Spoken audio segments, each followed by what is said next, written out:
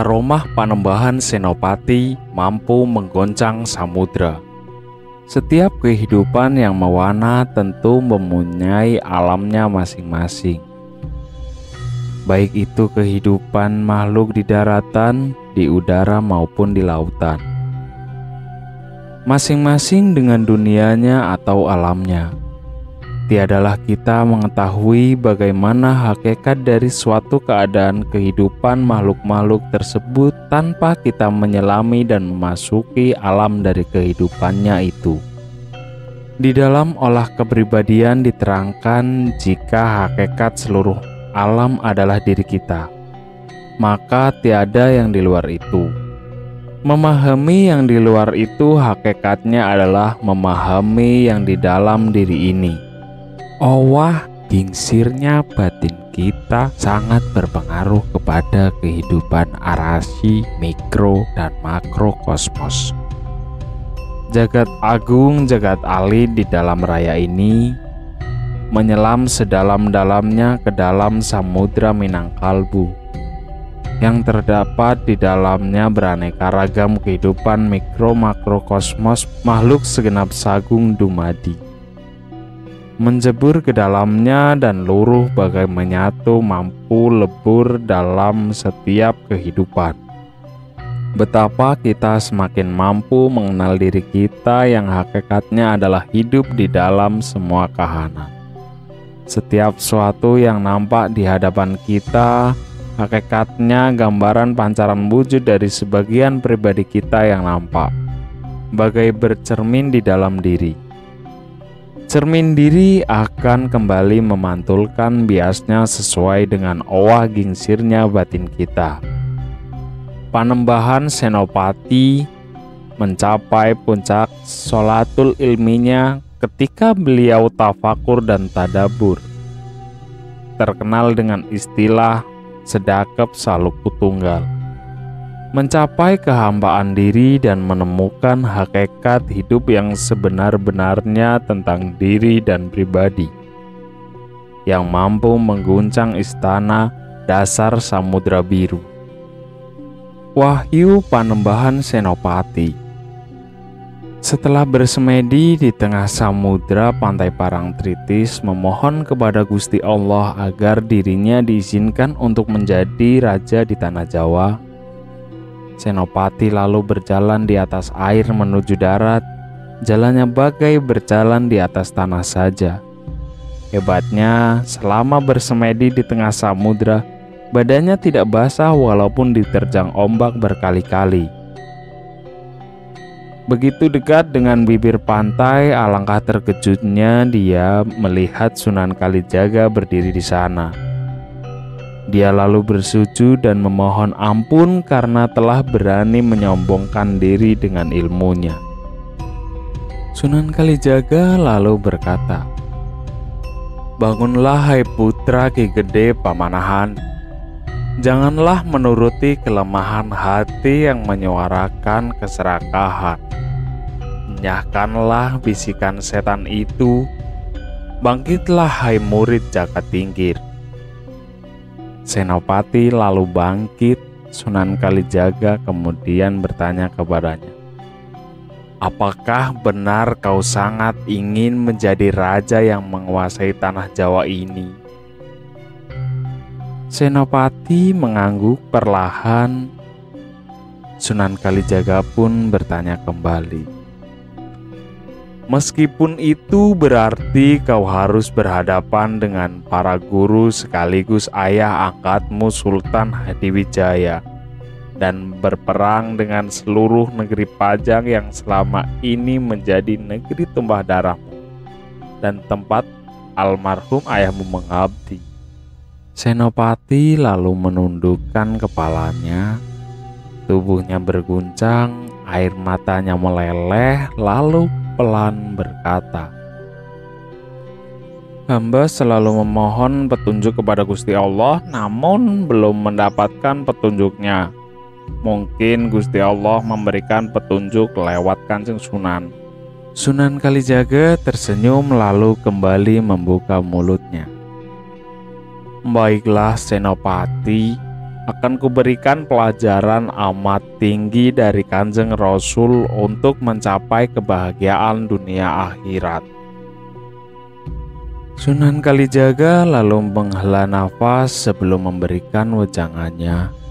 Lalu sambil duduk di atas sebuah batu karang, dia memulai wejangannya kepada Senopati.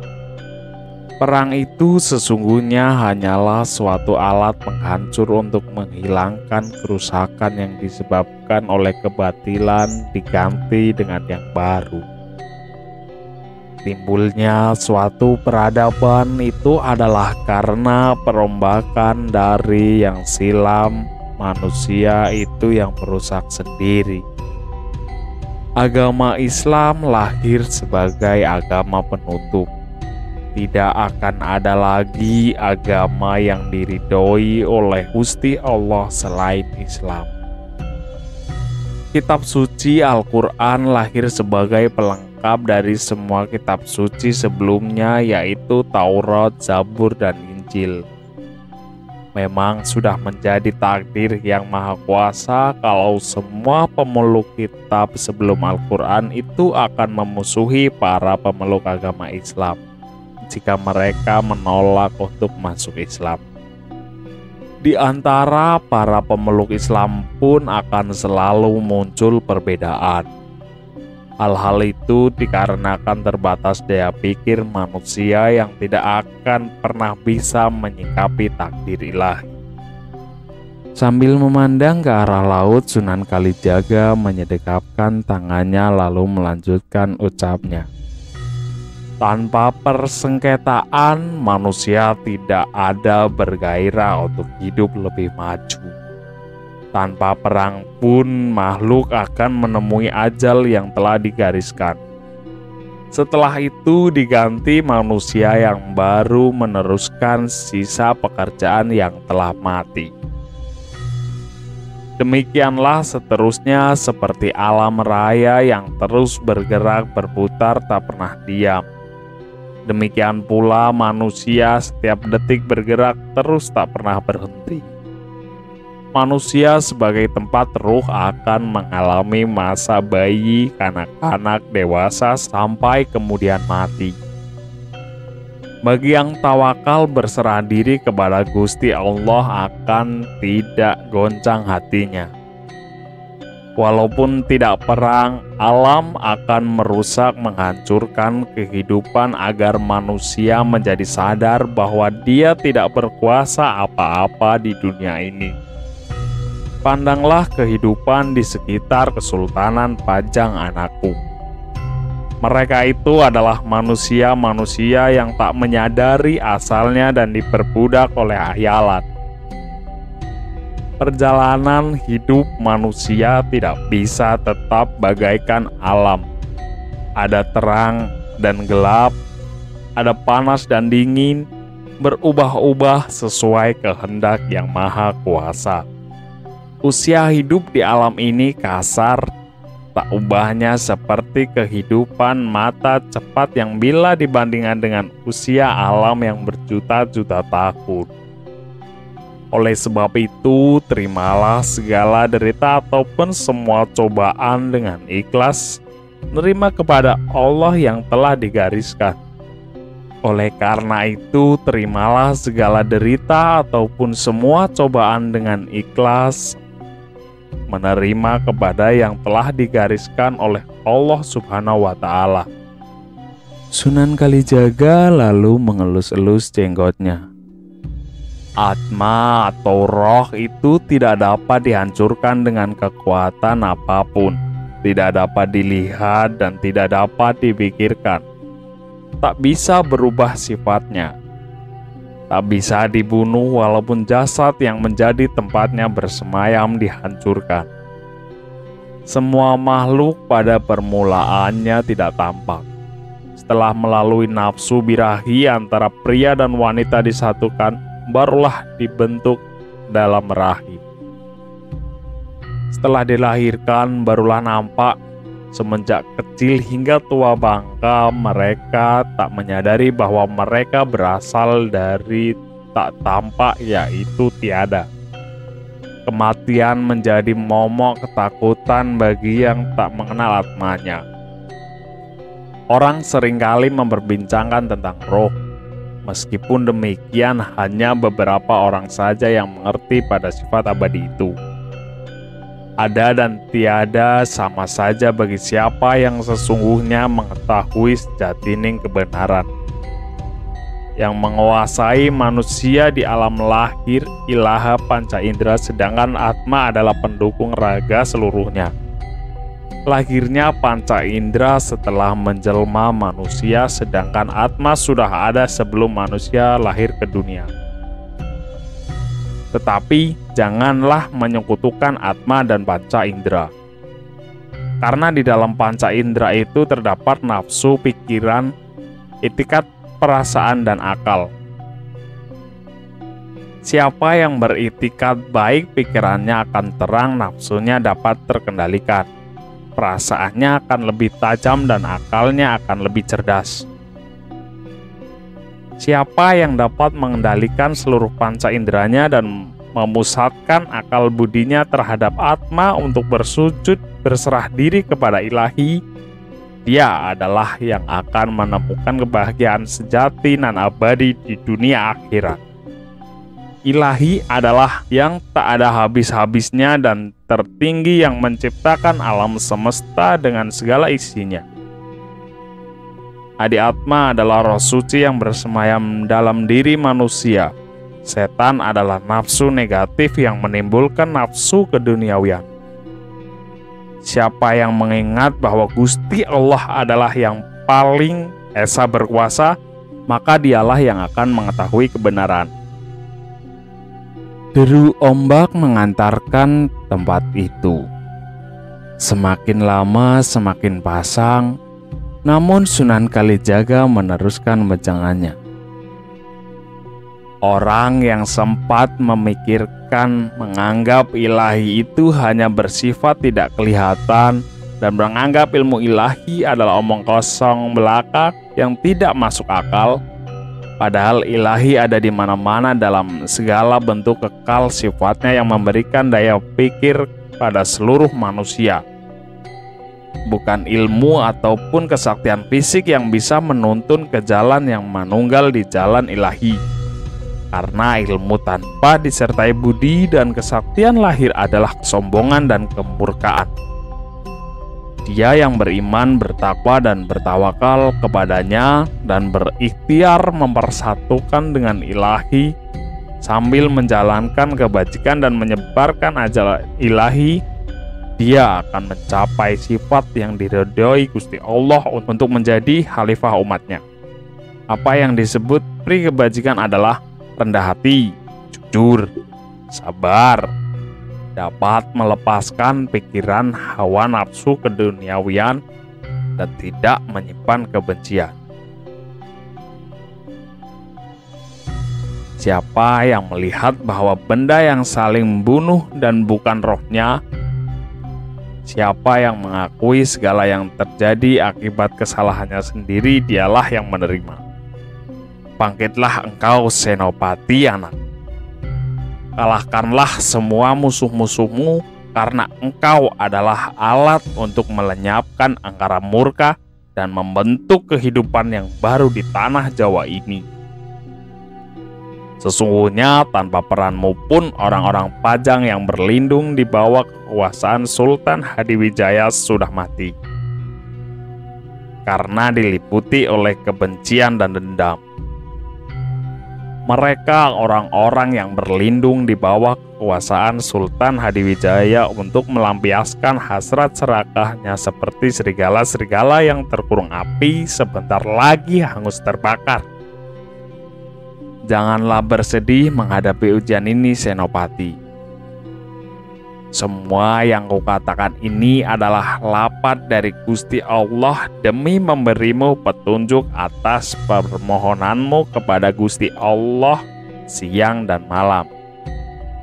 Wahyu keprabon untuk memimpin umat di tanah Jawa ini telah berpindah dari Sultan Hadiwijaya kepadamu, karena Pajang telah rusak oleh orang-orang yang serakah. Namun ketahuilah, Mataram akan berumur pendek dari mulai engkau, anak dan cucumu. Cucumu akan menjadi raja yang sangat kaya. Mataram akan mencapai puncak kejayaannya, namun Mataram akan rusak oleh cicitmu karena bersekutu dengan orang-orang asing yang bertubuh tinggi besar, berkulit putih, berambut seperti jagung, yang akan menyengsarakan seluruh umat di tanah Jawa ini. Kerusakan Mataram akan ditandai dengan munculnya bintang kemukus di setiap malam. Sering terjadi gerhana matahari dan gerhana bulan. Gunung Merapi sering bergolak dahsyat. Senopati mengangkat kepalanya. Yang Kanjeng Sunan Kalijaga wecangkan benar-benar meresap dalam sanubariku. Hamba bersyukur ternyata Gusti Allah mengabulkan permohonan hamba dan almarhum ayahanda. Namun yang belum saya mengerti, Kanjeng Sunan, mengapa di jagat ini begitu banyak aliran kepercayaan? Sunan Kalijaga menjawab, sumbernya hanya satu seperti sumber air gunung yang sangat bersih tanpa ada kotoran mengalir ke bawah. Lalu beranak sungai di hulu, dialirkan ke setiap arah untuk mempergunakan macam keperluan seperti air minum, mencuci, mengairi sawah, dan lain-lain, sehingga kotor dibersihkan kembali. Begitupun pengertian tentang Tuhan. Siapa yang memuja Allah Subhanahu wa Ta'ala, dia akan pergi kepada Gusti Allah. Siapa yang memuja dewa, dia akan pergi kepada dewa. Siapa yang memuja jin, dia akan pergi kepada jin. Siapa yang memuja leluhur, dia akan pergi kepada leluhurnya. Namun tetaplah semua akan kembali kepada satu sumbernya, yaitu Sang Pencipta Gusti Allah Subhanahu wa Ta'ala. La ilaha illallah, tiada Tuhan selain Allah. Ada pula orang-orang yang menyerahkan hartanya sebagai bakti kepada ilahi, namun di balik hatinya ia meminta kembalinya yang lebih besar. Itu namanya murka. Ada orang yang berpura-pura memuja ilahi namun mengharapkan upah. Dia tidak akan sampai kepada ilahi. Begitulah pengertian tentang Tuhan, diolah beraneka ragam hasil pengertian akal tanpa budi, iman dan takwa. Tidak demikian dengan orang yang beriman dan bertakwa. Dia akan terus menuju mencari sumbernya. Dia tidak akan pernah terpengaruh oleh kesibukan dan nikmat duniawi yang tercipta dari setan pembawa hawa nafsu yang merusak. Dia akan senantiasa tenang karena dia sadar bahwa semua pergolakan disebabkan oleh setan. Bagaikan orang yang berjalan di lorong gelap gulita yang menemukan pelita. Demikianlah orang yang berserah diri kepada Gusti Allah Subhanahu wa Ta'ala. Senopati lalu bangun. Sunan Kalijaga lalu mengajaknya pulang ke Mataram. Mari anakku, aku ingin melihat rumahmu dan kota yang telah engkau bangun. Senopati menjawab, mari Kanjeng Sunan. Setelah sampai, Sunan Kalijaga memerintahkan Senopati untuk memagari rumahnya dan membangun tembok dari batu bata di sekitar kota gede dengan memberi petunjuk lewat air doanya. Senopati anakku, bila kelak engkau hendak membangun tembok benteng kota gede, ikutilah tempat di mana aku mengikuti air tadi. Nah, selamat tinggal anakku. Aku hendak pulang ke Kalidangu.